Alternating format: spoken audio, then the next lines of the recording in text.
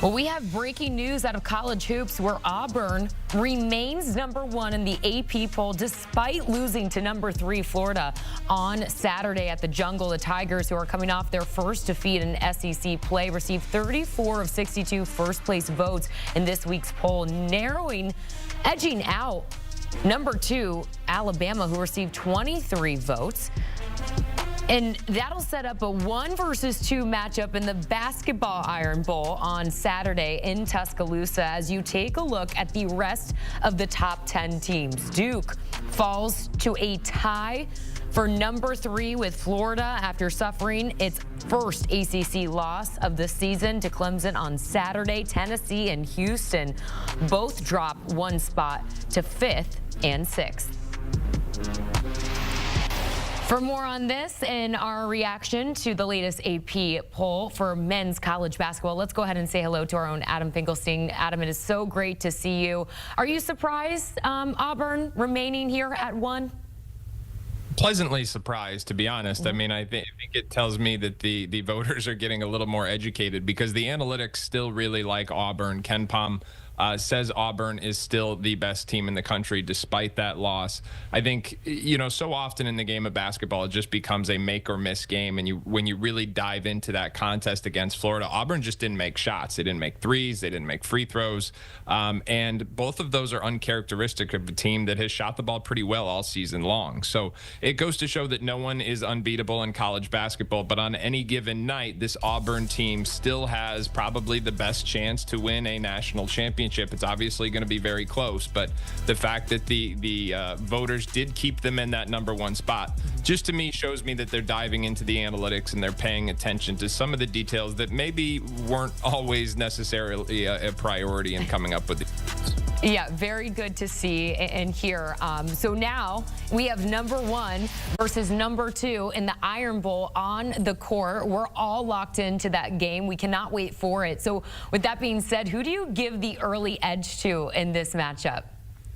Well, it's going to be really interesting because this is an Alabama team that is the fastest team in the country. I mean, they play with more tempo literally than anyone else in Division I basketball.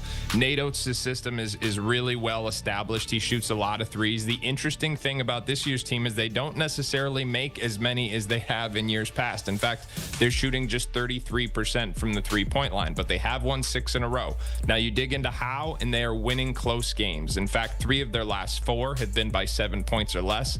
I think they are the deepest team in college basketball. We haven't even seen the best of Mark Sears yet. He was the guard that most people expected to be the best in the country coming into the season. So I think they have untapped upside. I think they can shoot the ball better. I think they can defend better. They're only about 39th in the country right now.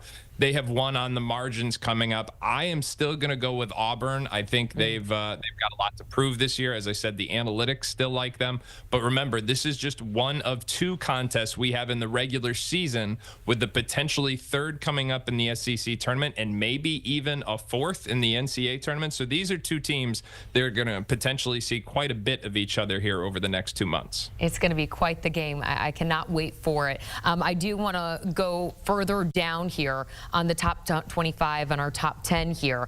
Duke falls just 1 spot after suffering that huge upset loss to Clemson. Are you surprised they only fell by 1? I'm surprised we have a tie for 3rd. Like, right. What is that? By the way, how does that happen? I don't know what that is.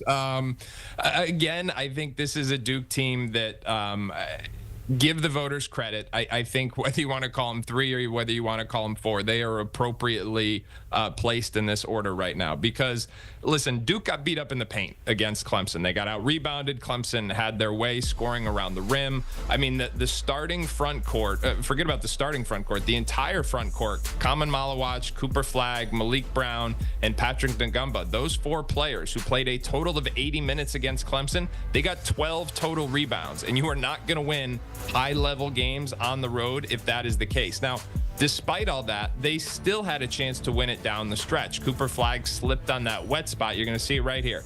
And that's not a error of ability like we saw early in the season. That's just a wet spot that caused him to slip. I think he was getting to his spot. I think he was about to tie up this game. And if it weren't for that wet spot, we might be talking about Duke as the #1 team in the country right now. Oh, that's a fair point. It'll be interesting to see how this all kind of plays out. Adam Finkelstein joining us here, CBS Sports HQ. You can hear more from Adam and company on 24/7 Sports. Go ahead and subscribe on YouTube.